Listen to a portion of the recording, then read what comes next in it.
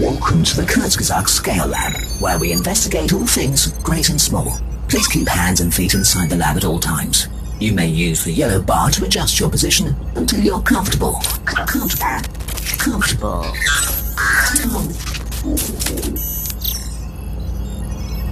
Oh, sorry about that. I've been on standby I've been hard at work doing stuff. Anyway, you must be on a tour of the Kurzgesagt labs, huh? Well, lucky you've wandered into the best lab by far. Let me show you around. Check out the blue capsule on the left. This is my greatest invention, a way to overcome the laws of physics. Shrinkagen. If you add it to things, they become teeny tiny. And I managed to invert it so I can also scale things to giant size. It can get a bit tricky when you overdo it, but 70% of the time it works every time. Oh, almost forgot. There should be a tablet with yellow handles nearby. Could you pick it up, please? That's the lab tab. It works as a travel guide for this lab. It records as I talk and makes suggestions about what to do next.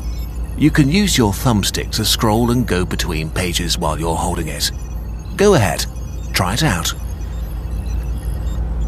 Okay, check out the machine on your right, the one with the big handle in the middle. This is the Scalevator. It lets you grow and shrink this whole lab so you can visit other realms and see the worlds within worlds around you for yourself. It can also take the lab outside. Let me demonstrate.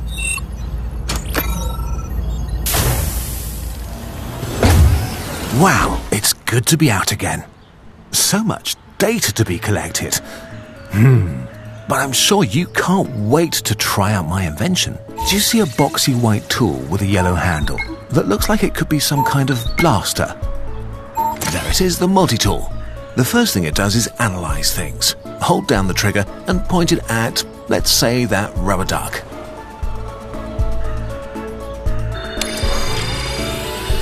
Good. Despite their name, rubber ducks are generally made of plastic, not rubber, but it will still make a perfect guinea pig. To collect it, you'll need one of these red capsules with a big window in front. I use Shrinkagen to store the tools when they're not needed. Keeps the lab looking tidy. Put that in the multi-tool. Now point the multi-tool at the rubber duck and press the trigger. Yes. I've missed this. Now comes the really cool part. That machine with the Shrinkagen is the opticizer. It uses Shrinkagen to scale individual objects up and down. I technically shouldn't let you use it, but a small experiment won't hurt anyone. Put the capsule with the rubber ducky on that circle to the right of the machine. Let's scale it up and make a huge rubber duck. I have many more Shrinkagen tanks stored away. We can use this one up. Set the lever on the opticizer to the mountain icon and push the yellow button. The hologram outside is showing you what it will look like. Now press the button to send the giant rubber duck into the world.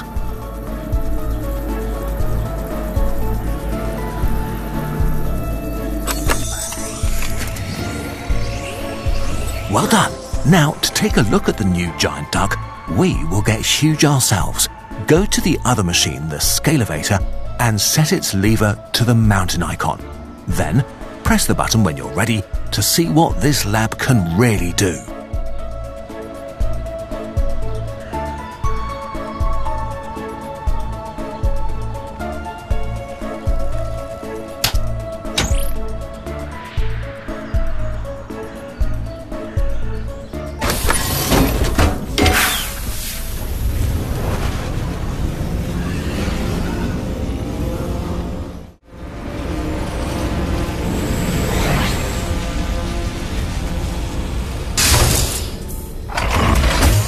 Welcome to the mountain realm. You are so big now that the city looks like a bunch of toys below you.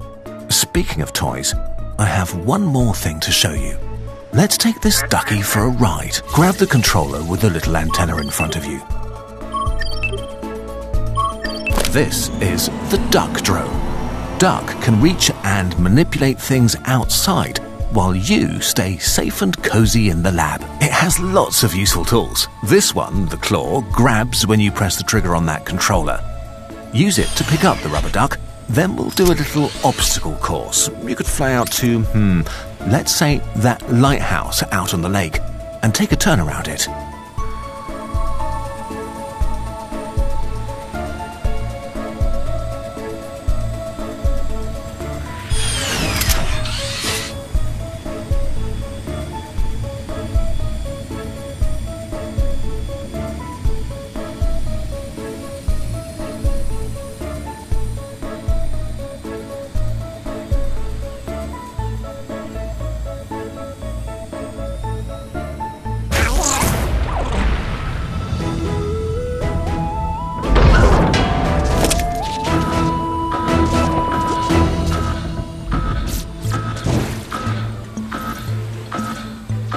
Oh no, not another problem. My sensors are showing substantial shrinkage leakage in the city. The wave must have hit the storage tanks. Who knows what happened this time? No, I refuse to be shut down again. Please, you need to help me. We need to get down there now.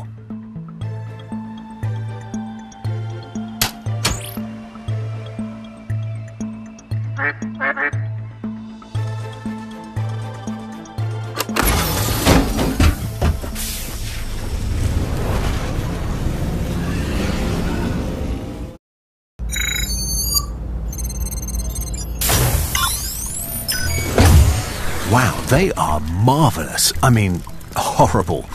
The sensor report says the shrinkagen tanks are completely empty. So those ants must have soaked up a lot of it. But now, they're starting to eat the city. We need to figure out how to stop them. Grab the multi-tool to get some data.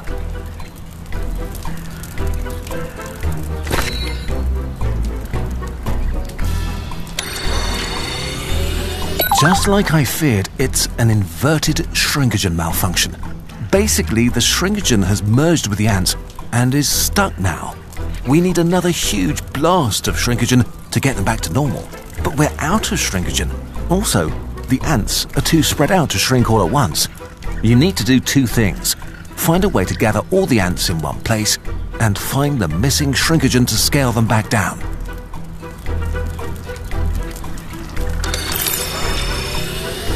Another duck? Shouldn't you be at your own lab? And it's gone. Strange. Keep an eye out for more ducks, would you? I'll track them in the collections page of the lab tab.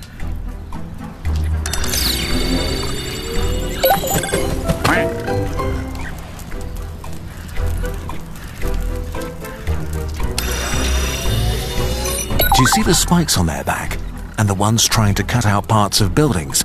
These must be leaf cutter ants. They're called that because they cut and collect bits of plants to tend their gardens. They're super strong and have complex societies. They won't be easy to handle. Cardboard and foam? What an odd flavour for a donut.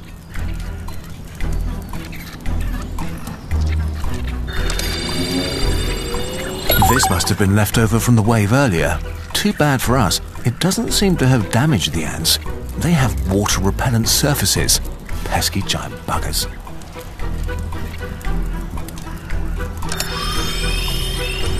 This is a major leafcutter ant.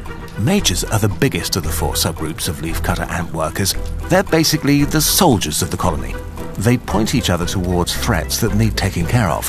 When one major signals a threat to the rest of the group, the troops come rushing in.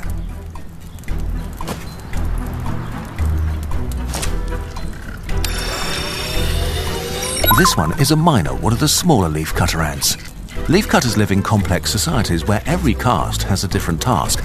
Miners forage for food and leaves to bring back to the nest.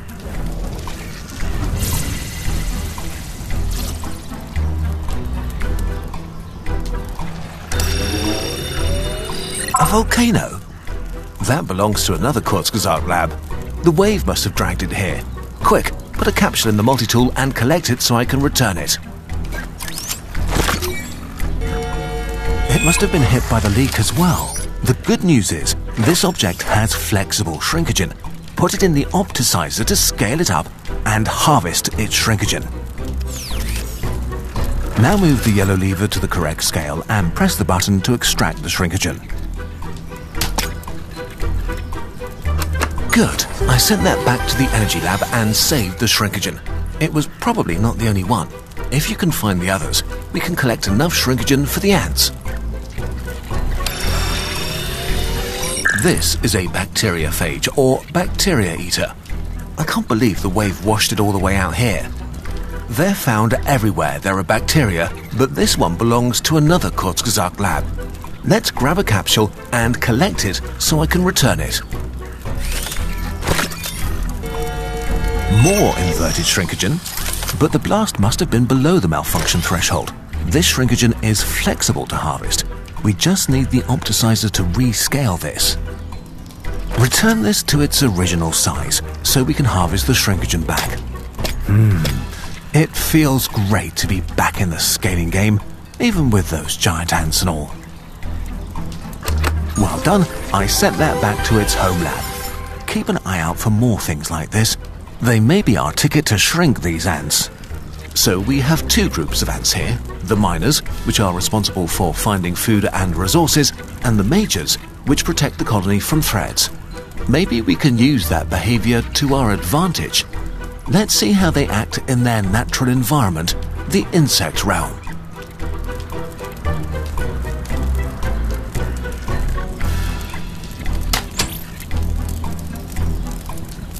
Off to the insect realm.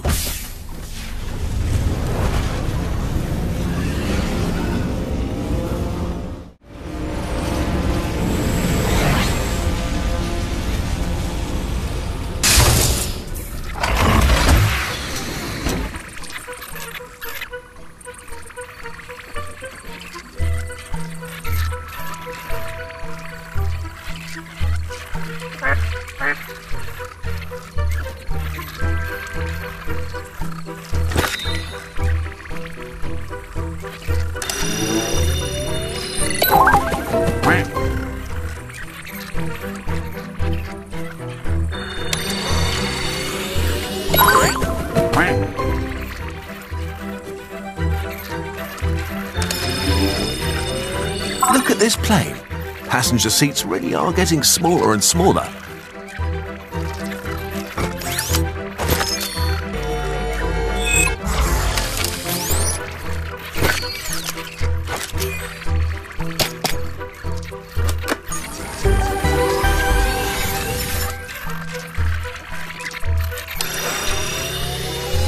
This ant must be the queen ant. It's much bigger than the rest, even bigger than the majors. Plus it has a crown on its head. A telescope. It's amazing what you can do with a set of curved mirrors in a tube.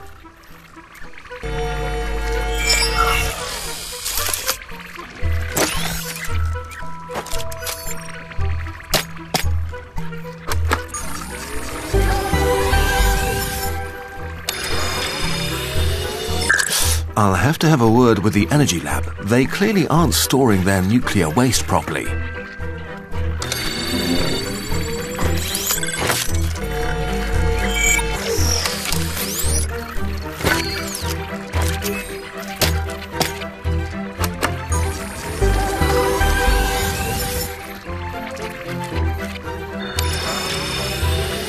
Look, there's one of the miner ants doing its job, collecting food and leaving a trail of pheromones to tell the others where to go to get more.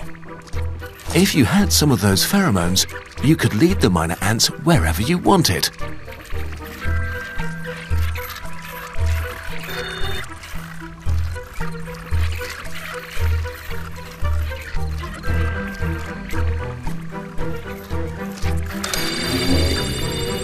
The Mars rover? You're a long way from home, aren't you?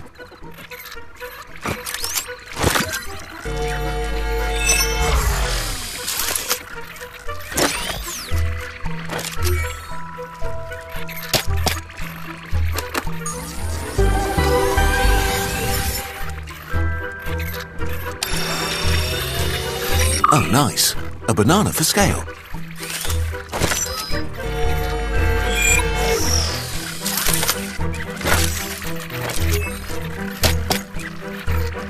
afraid that was all the shrinkagen to be collected around here. Now, let's get those ants all together so we can shrink them.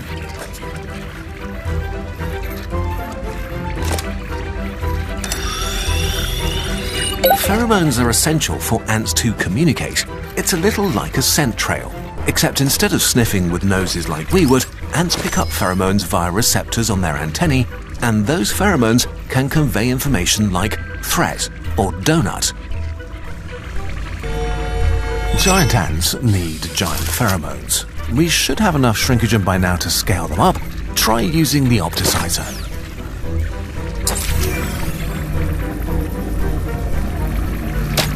Now you need to deploy them, so again, push the yellow button on the opticizer.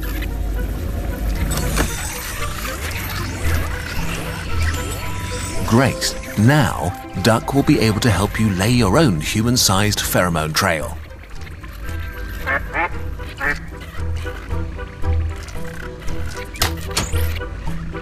Back to the human realm we go.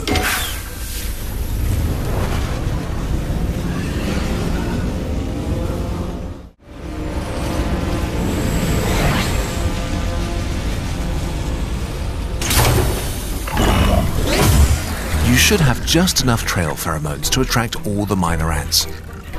Time to show you another feature of the drone, the vacuum beam. Drive the drone over to those pheromones and pull the trigger to suck them up.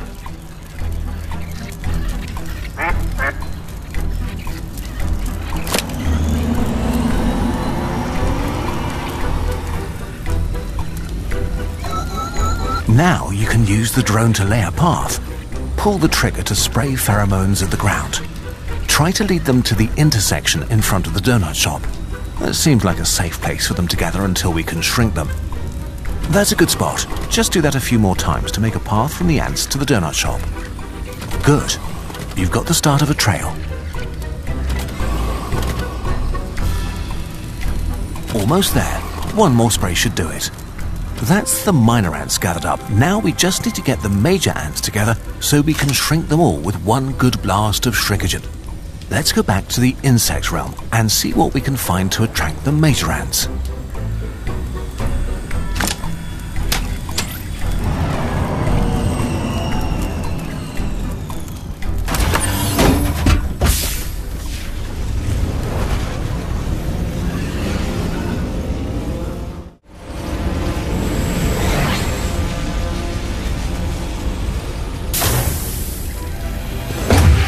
Major ants respond to threats to the colony. Other ants can create a burst of alarm pheromones that says, "There's something scary here," and the majors will come deal with the problem.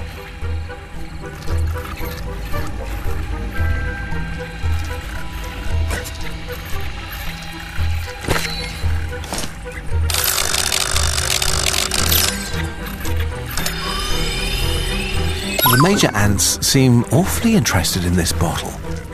There was another ant in there. It must be releasing alarm pheromones that are making the major ants react. Unfortunately, even though you freed it from the bottle, it's still stuck in that water drop. Thankfully, ants don't get their oxygen by sucking air into their lungs, so the water doesn't get inside very quickly. But they do have openings in their body, so they can't stay alive in that drop forever. If you collect it, maybe we can help it out. At this size, the forces holding the water drop together are stronger than the ant. You may be able to help by manipulating the scale of the water drop around it. We have enough shrinkagen to do that.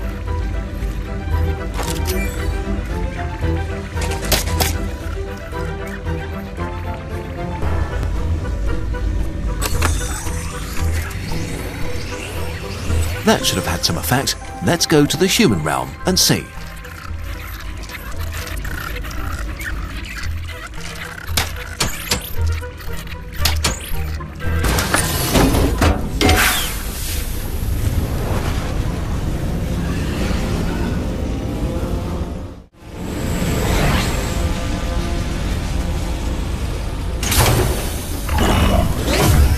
The forces that make water molecules stick together are strongest at the edge of a water drop.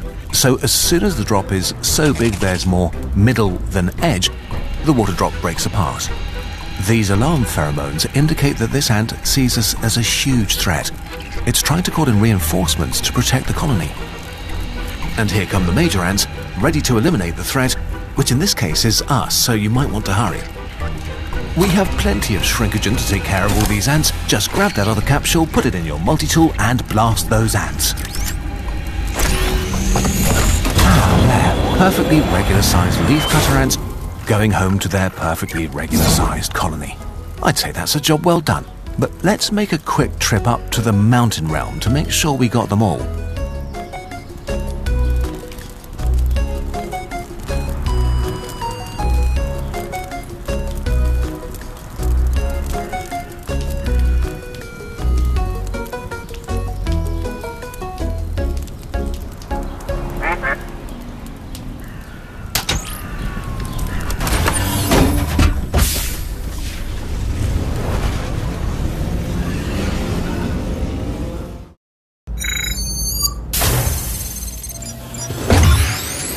Well, we got all the ants, but now there's... Is that a tardigrade? That's incredible. We have to go see it up close. Take us back to the human realm.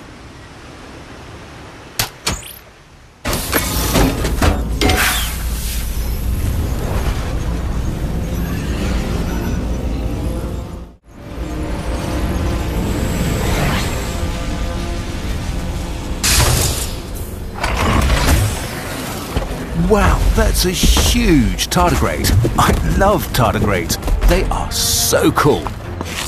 These troops are a total overkill. I'm sure it just wants to play. We need to scale it down before it gets hurt and causes more damage, of course.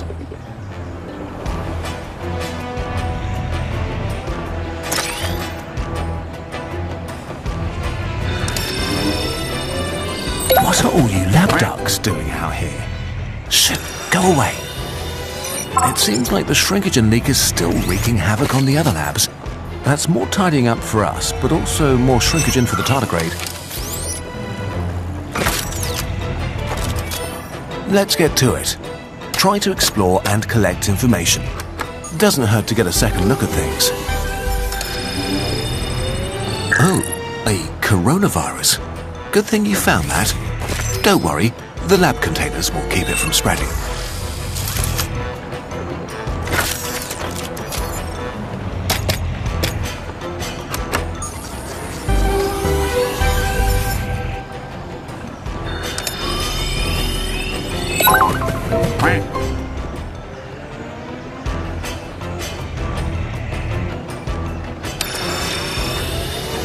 Normally, this tardigrade would be about 500 microns long, or around the size of a grain of sand.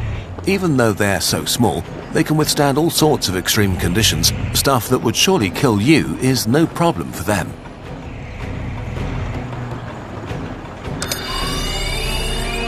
They really didn't need to bring out the tanks for this. The tardigrade doesn't mean any harm. Thankfully, it looks like they're just waiting for now. Strange matter. No, really, that's what it's called.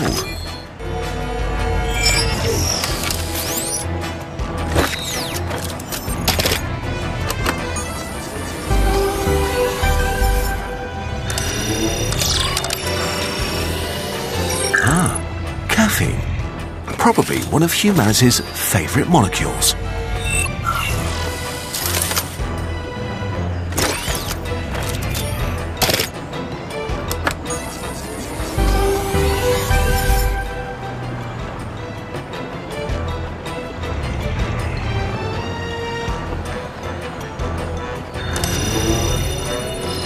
They really didn't need to bring out the tanks for this. The tardigrade doesn't mean any harm. Thankfully, it looks like they're just waiting for now. Tardigrades are aquatic creatures. They're often called water bears. Even the ones that live mostly on land have a thin film of water over their bodies. It helps them feel cozy and stay active.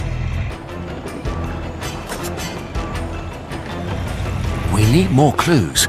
This is the perfect opportunity for you to visit the bacteria realm. I love seeing tardigrades in their natural environment, and we might get an idea about how to deal with them.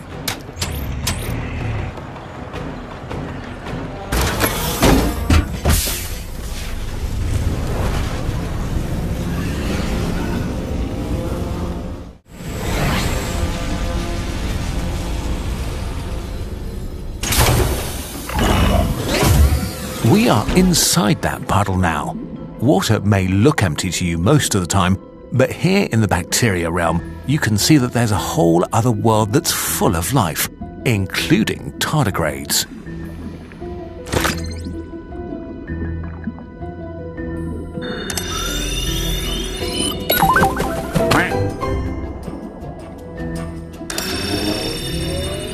These tardigrades are just waking up from tun state at the moment. Lots of things can cause a tardigrade to go into its tun state: heat, cold, dehydration, high pressure, or lack of oxygen. These ones might have been dehydrated until that wave came along.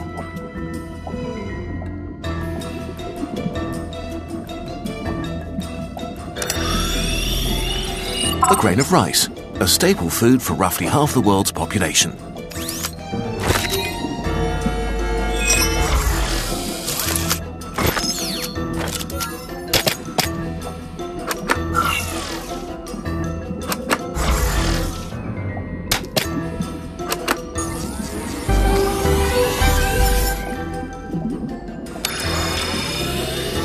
That's no moon. Wait, no. Yes, it is.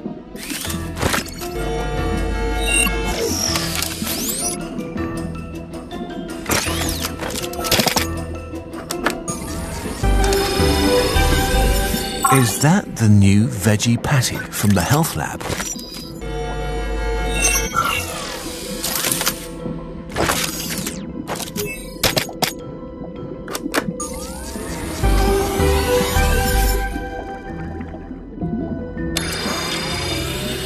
Tardigrades are like little tanks, but when they don't like the environment, they go into an inactive tun state, where they basically put being alive on hold. Getting the big one into its tun state would make it a lot easier to scale down.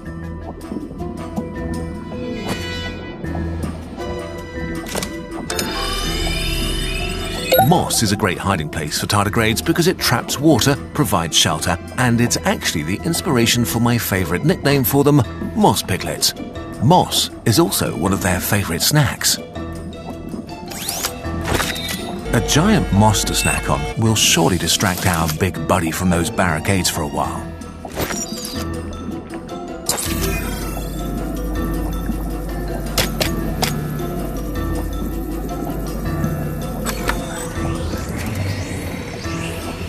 Too bad we didn't bring a little ranch dressing.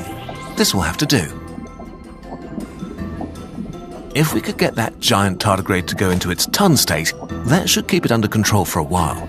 We should go back to the human realm and see how we can calm our tank into a ball.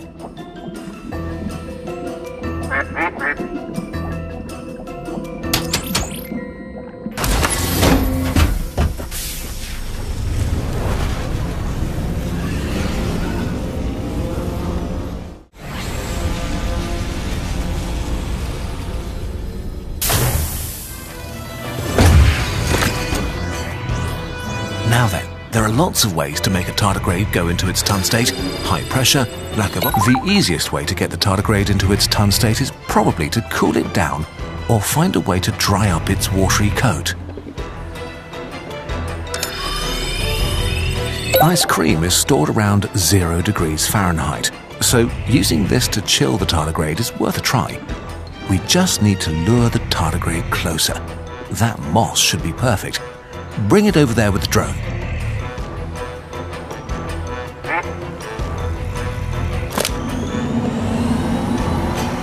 The claw on the drone is perfect for moving things around. Now, where should we lead the tardigrade? Maybe someplace cold? Come on, take a bite. It's tasty, tasty moss. Oops, but it was a long shot anyway. The cart isn't cold enough to chill the entire tardigrade. We can try drying it off instead. Anything around we can use. A huge hairdryer would be perfect. Or a bonfire.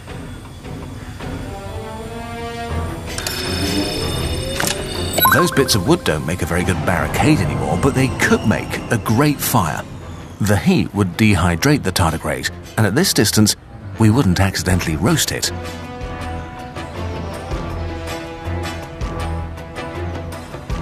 We have fuel for a fire, so Technically, all we need is a match, but that's boring. There are much cooler ways to create a spark. Let's swing by the molecular realm.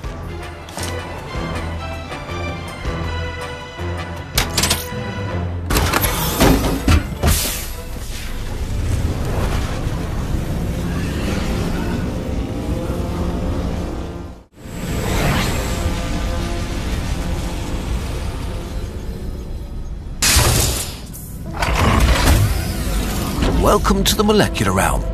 Remember that broken barricade? These are its molecules, plus some from the air around it. This is a cooling tower. It cools water by exposing as much of the water's surface to air as possible.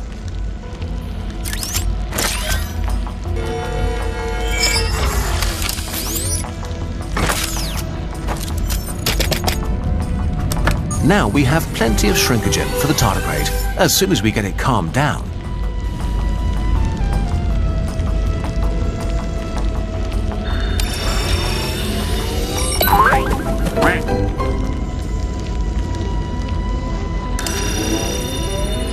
Oxygen is a key ingredient of fire, but regular oxygen molecules bouncing into things don't cause fires. If they did, we'd be in a lot of trouble. For the oxygen molecules to react with the fuel, we'll need more and stronger collisions. Fire needs fuel. Anything with both carbon and hydrogen atoms will burn if you get it hot enough, so these cellulose molecules in the wood should do just fine. We need these oxygen molecules to speed up. The duck drone has just the perfect gadget.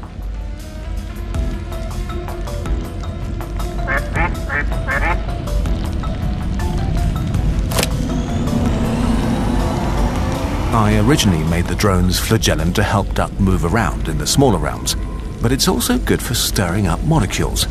Press the trigger to make it spin.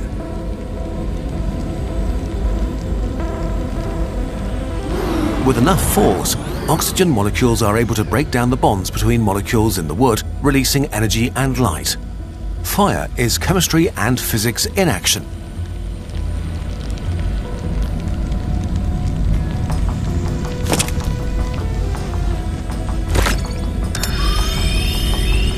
These carbon dioxide molecules were formed in this combustion reaction. They'll come in handy when it's time to put the fire out. Why don't you collect some? Carbon dioxide is heavier than oxygen, so large quantities of it can get in between the fire and its fuel, cutting off the combustion reaction. We only have a little right now, but you know how to make that into a lot, right?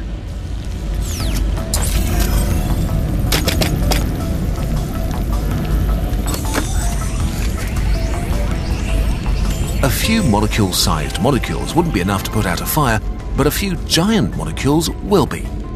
Those are waiting for us in the human realm whenever you're ready. What a beautiful roaring fire. So cozy. Agitating those oxygen molecules with the drone started a combustion reaction. In other words, fire. You'll recognize it once we're back in the human realm.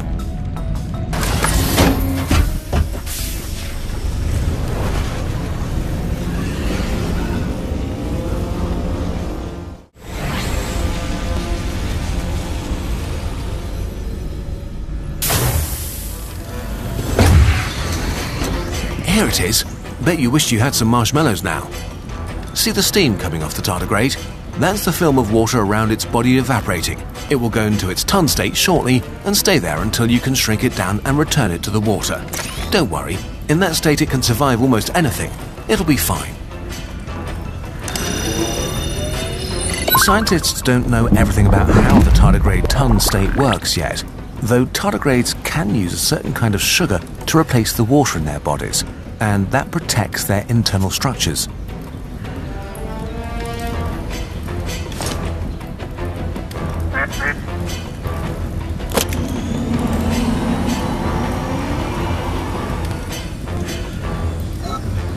Just fly the drone over the fire and pull the trigger to release the CO2.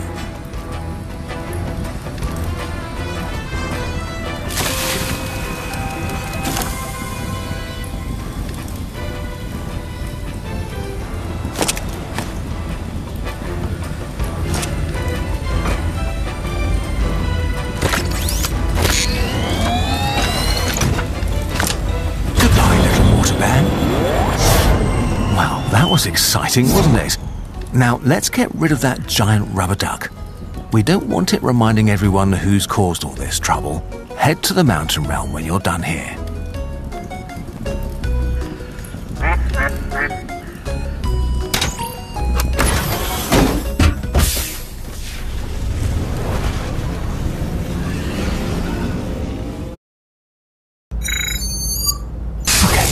Time to clean up.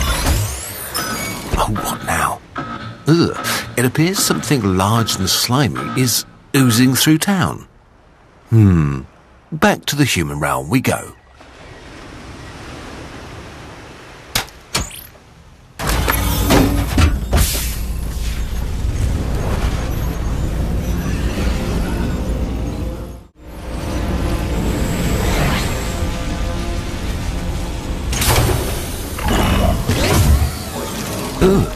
That's a very large protist, and it appears to be eating anything within reach.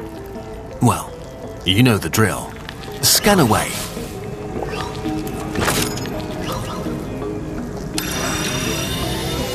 In the microscopic world, eating works a little differently.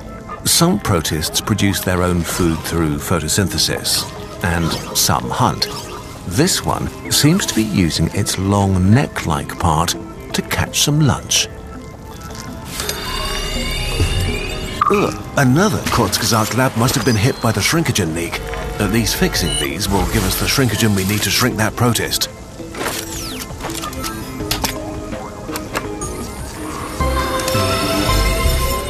Go back to your lab before you get eaten too.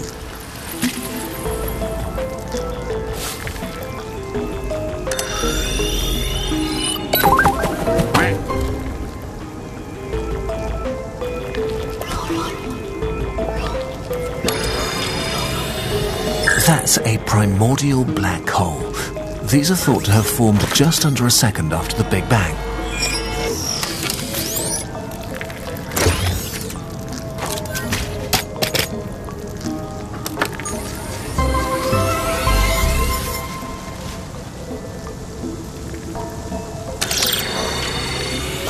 Hey, those lab ducks aren't up for grabs. Before we scale the protist down, we need to make it spit out all the stuff it swallowed.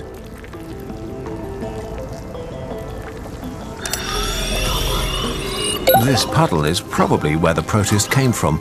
Most of them live in water. With just one cell and no means to reach it, it's best to live surrounded by water to begin with.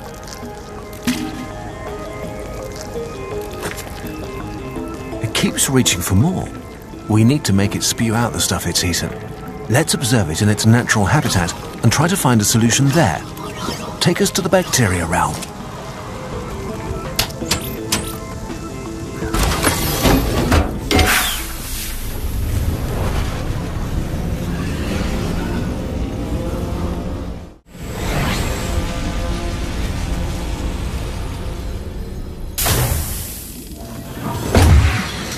Welcome back to the bacteria realm. We're inside the puddle now.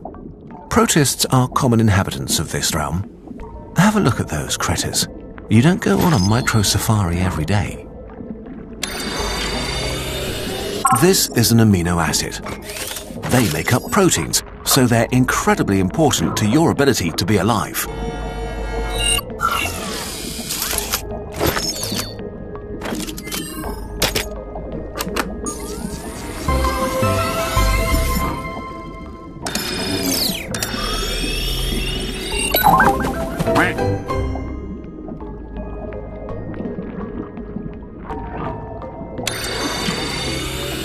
Another protist like the big one. This species hunts, so their prey must have ways to defend themselves that we can harness.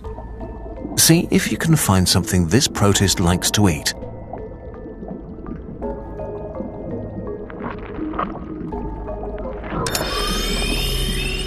This is an amoeba, another type of protist. You can tell because they have pseudopods, little bulges that kind of resemble feet.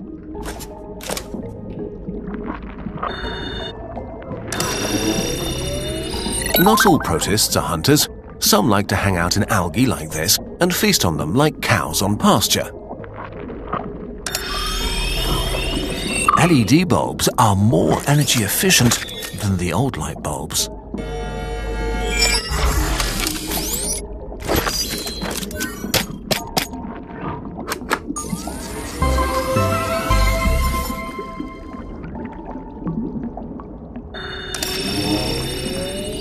This is my jam.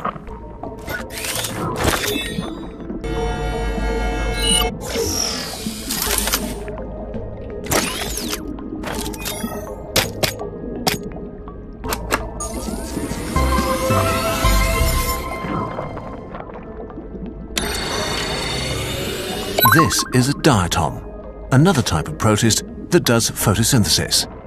Silica cell walls make them pretty solid. They're a tough nut for other protists to gulp down, but you can give it a try.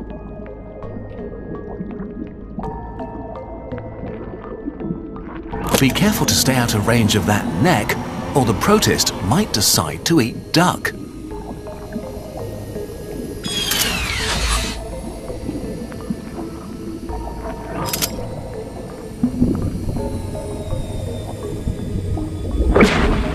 I told you diatoms are tough. Ah, you found bacteria. These bacteria look humble compared to the protists, but they spread everywhere, thanks to their clever survival strategies.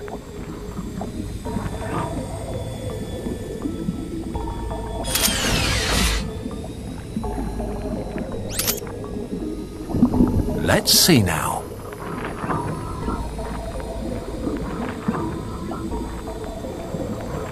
As you can see, these bacteria have an ingenious method of spreading. Once they're in the protist, they use its resources to multiply. As soon as there are many of them, they start poking holes in its membrane, which lets water in and eventually bursts the protist. This lets the bacteria escape out into the environment.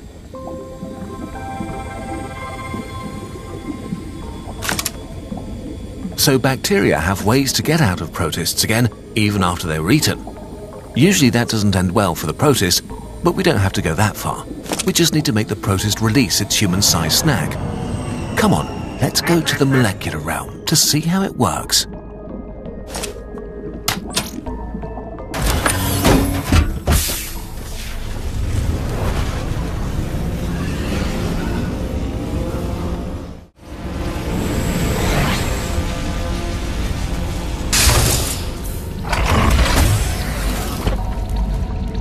We're in the molecular realm, but this time you're getting the literal inside scoop. You're on the inside of a protist, standing on the membranes holding it all together. Didn't think this is how your day would go, huh? Ah, a vaccine. Let's get that back to the health lab, where it could do some good.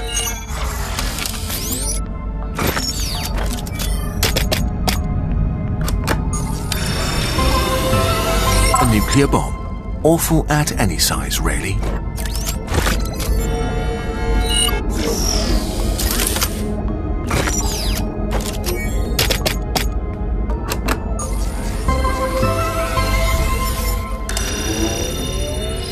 That's not just any asteroid. That's the asteroid that probably wiped out the dinosaurs.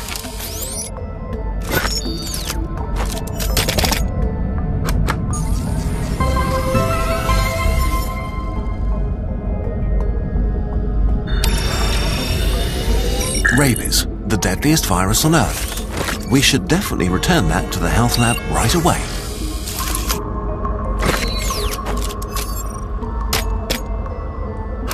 My readings show that we have enough shrinkagen to shrink the protist, as soon as you get all that stuff out. This is a receptor, a type of protein that's an essential part of the communication infrastructure of the cell. They receive messages and trigger responses. Each of them is tailored to fit a very specific signal protein so that there is no unnecessary chatter inside the cell.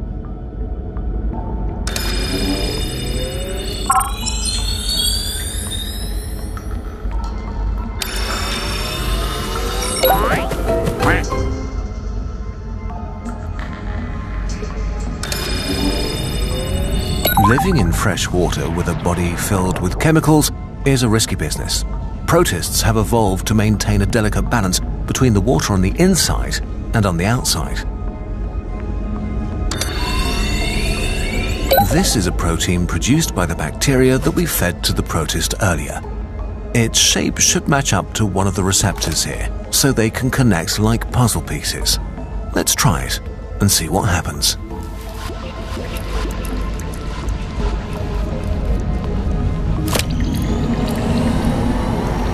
Grab one of those proteins and drop it onto the matching receptor.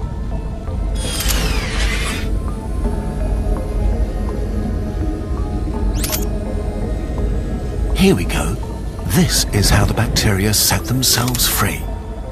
That protein is making a hole open in the surface of this protist. And you and I will snatch that concept right up.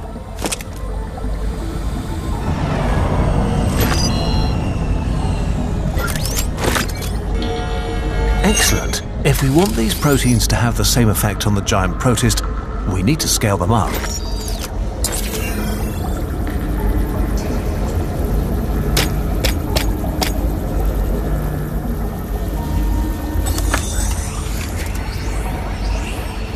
That should do it.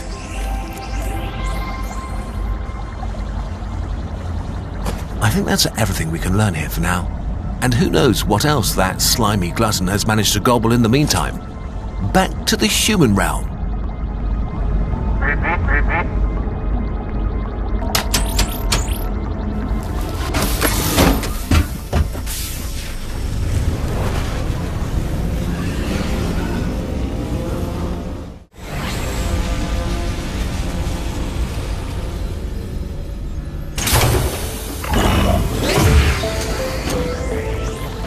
The protein only works from the inside, but we can't wait until the protist finds it.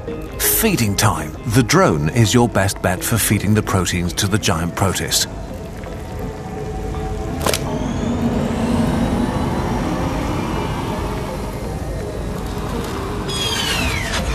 Time to deliver a protein-packed lunch.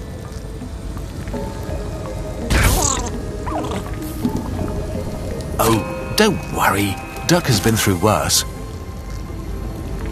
There we go. Bacteria would have kept opening holes until the protist died, but we just want our stuff back. Let's shrink the protist before it decides to have another snack.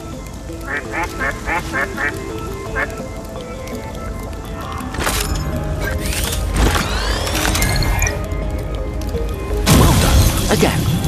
Third time's the charm, right? Now then, didn't we still have something to do in the mountain realm?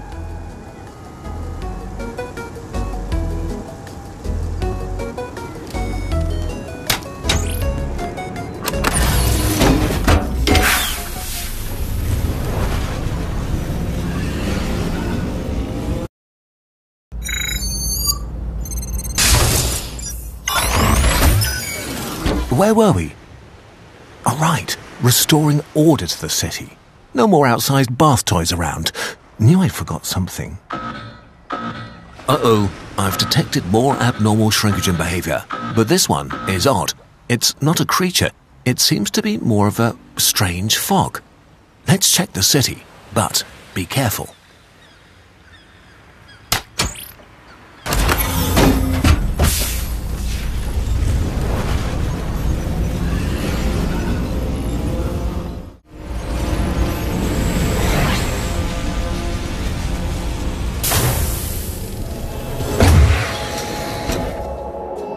Here we are back to our regular size. So what would you say is the problem this time?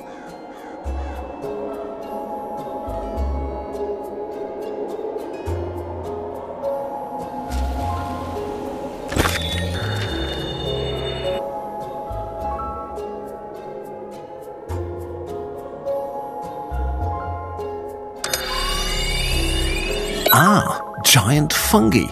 That certainly is a problem. Fungi grow quickly and are incredibly good at breaking down organic matter, up to and including rocks. I'm sure you can guess what that would mean for the city.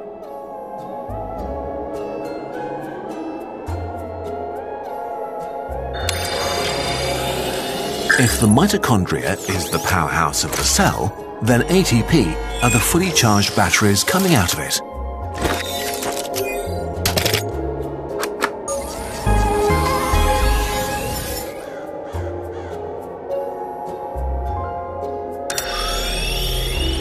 A resistor. Who could resist?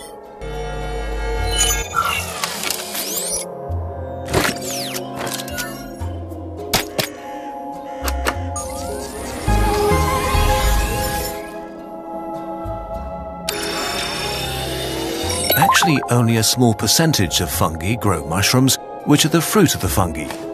They produce and keep the spores that can seed new ones.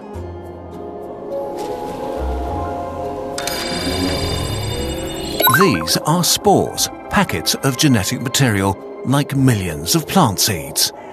Only the few that reach warm, dark and damp surfaces will grow. If you don't get rid of them, the flooded city will be a fungi forest in no time.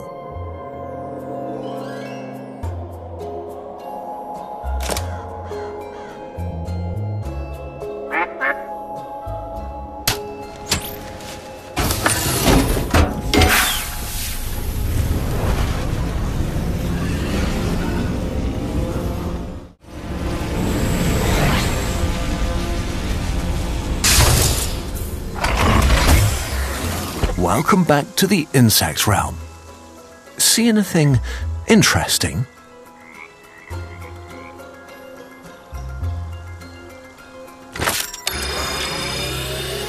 Blue cheese, one of the ways in which humans intentionally eat mold. It's made by mixing in spores from the edible mold Penicillium.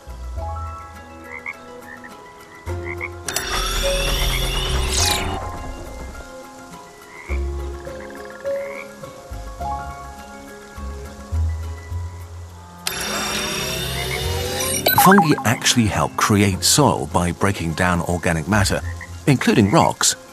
It's theorized that long ago fungi enabled other plants to grow on land by developing soil for them to latch onto. Oh dear, this is not a good place for a city.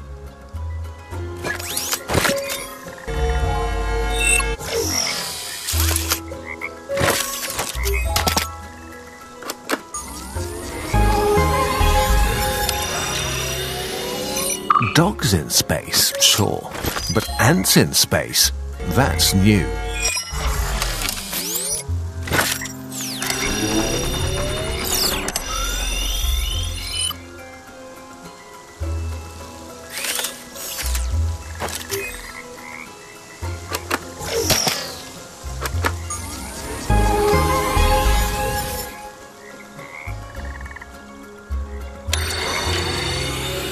This fungus can fling its little orange orbs full of spores up to 6 meters away.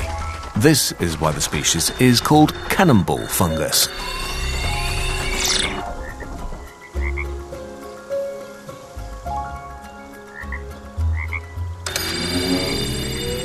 Good, we can get some more detail from here.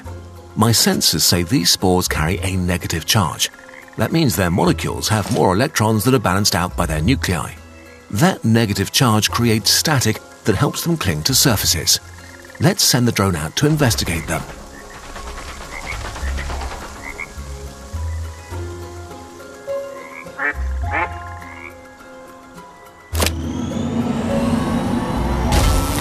When negatively charged particles touch something that conducts electricity, the extra electrons jump ship and travel through the metal, creating a static shock.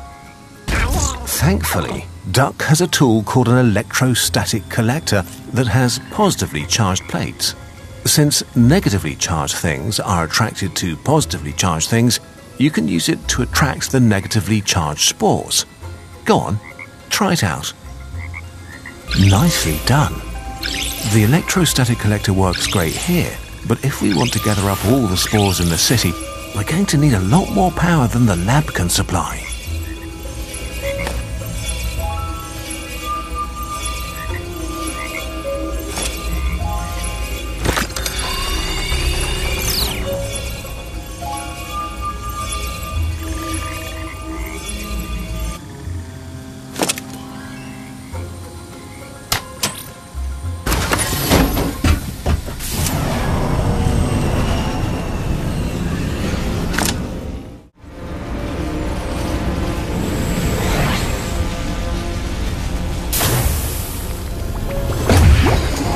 Welcome back to the bacteria realm. We're inside one of the fungal cells called hyphae. This is the part of the fungi that does the growing, so it needs quite a bit of energy. See if you can find its energy source.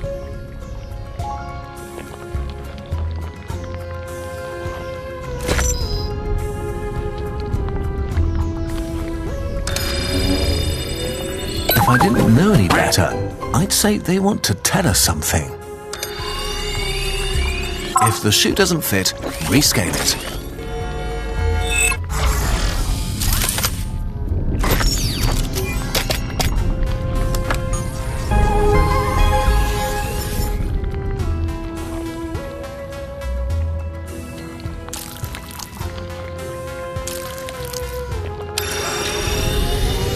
Alas, poor Yorick, the health lab probably wants you back.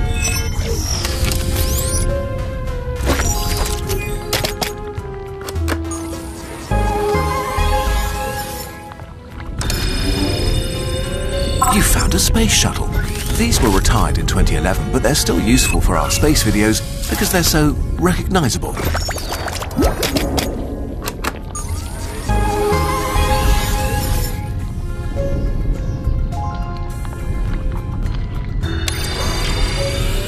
Hold on, is that grain of sand conscious? What's the consciousness lab been doing all this time?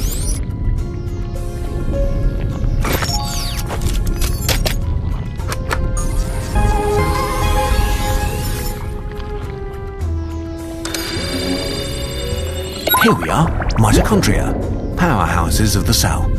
They're responsible for turning nutrients into energy that the cells can use. A fungi cell like this has many mitochondria to produce all the energy it needs.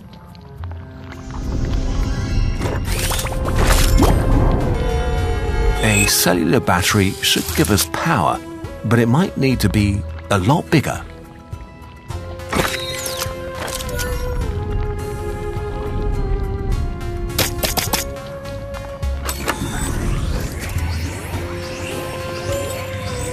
That should be more than enough power. Now Duck can grab it and use it for the drone. Let's go to the mountain realm and power up the drone.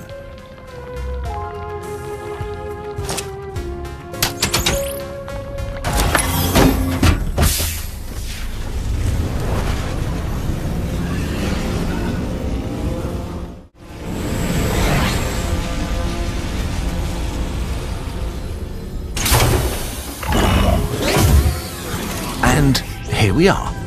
Wow, that spore cloud has really spread. Good thing we have a way to gather it up. Use the drone's vacuum beam to pull in that mitochondria and power up.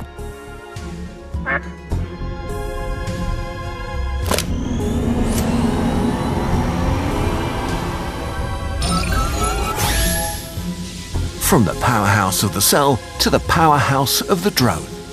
Now, go gather those spores. Well, we can gather them up, but how do we get rid of them? We need an even closer look. Let's go to the molecular realm.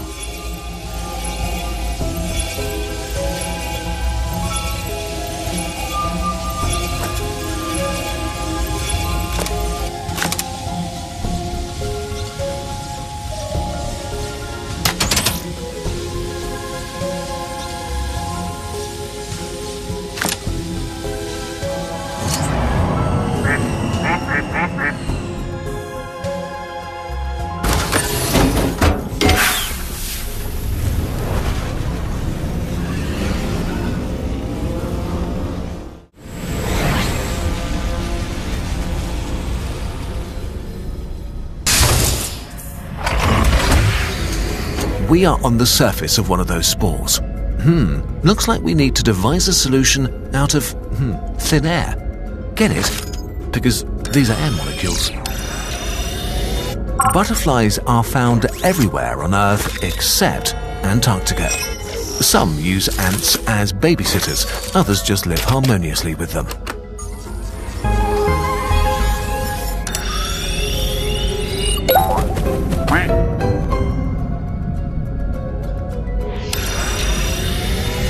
Oh look, a duck coin. Probably doesn't scale well.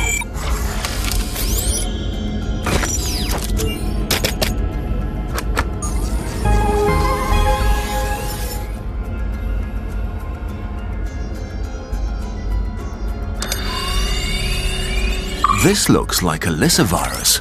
Oh, never mind, it's just a pickle.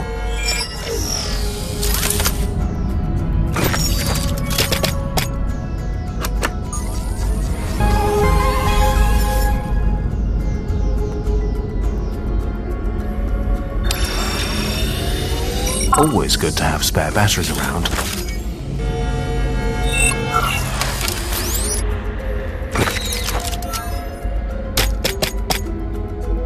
There, that's almost everything.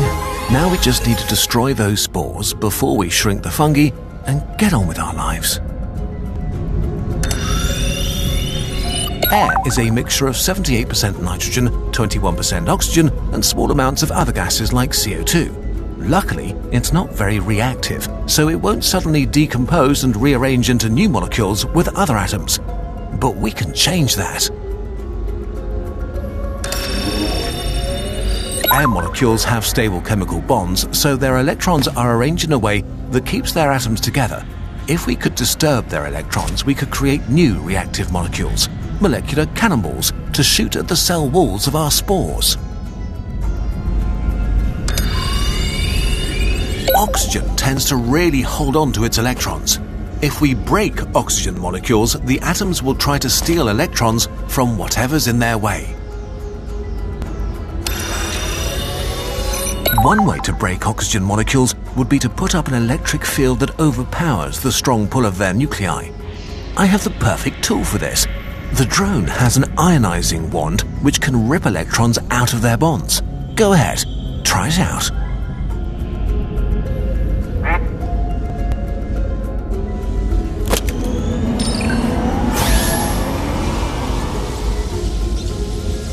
See how the wand sparks when you press the trigger? The wand ionizes the air molecules. It disturbs their electron arrangement and makes the molecules very aggressive, so they'll react strongly with surrounding molecules like those cell walls. And by react strongly with, I mean destroy. Look, that oxygen molecule broke through the cell wall. With the extra power from the mitochondria, we can create more of those molecules and get rid of the giant spore cloud too.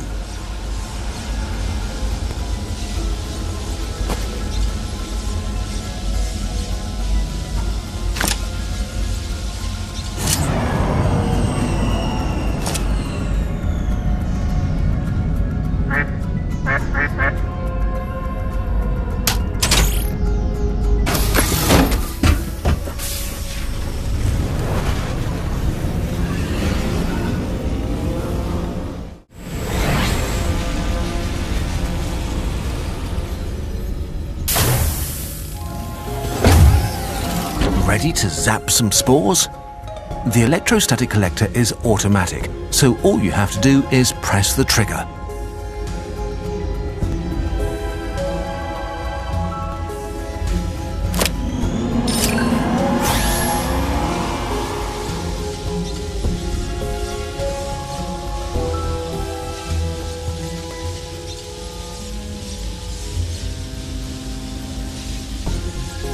Good job.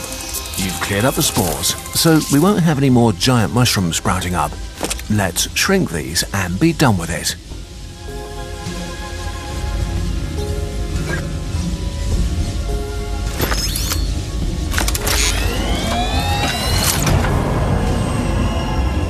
That's the last one. Well done.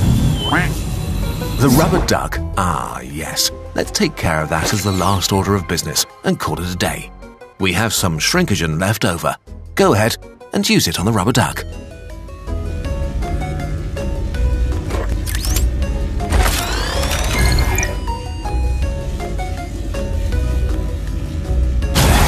Let's take one more look at the human realm just to be sure, but I think we're finally in the clear.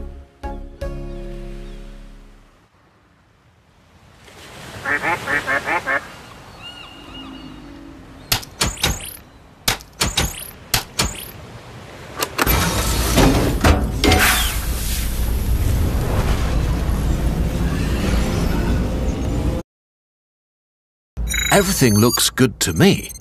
That was a wild ride. I can't wait to evaluate all that data. My next experiments will go so much better than those bloopers in the past.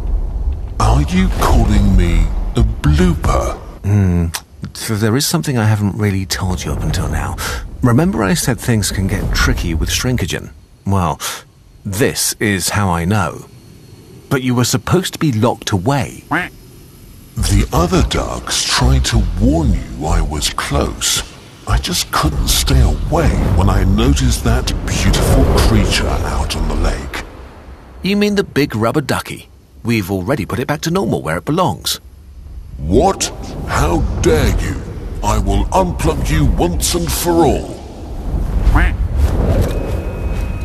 Oh, thank you, guys. Quick, the ducks brought us enough for one last blast.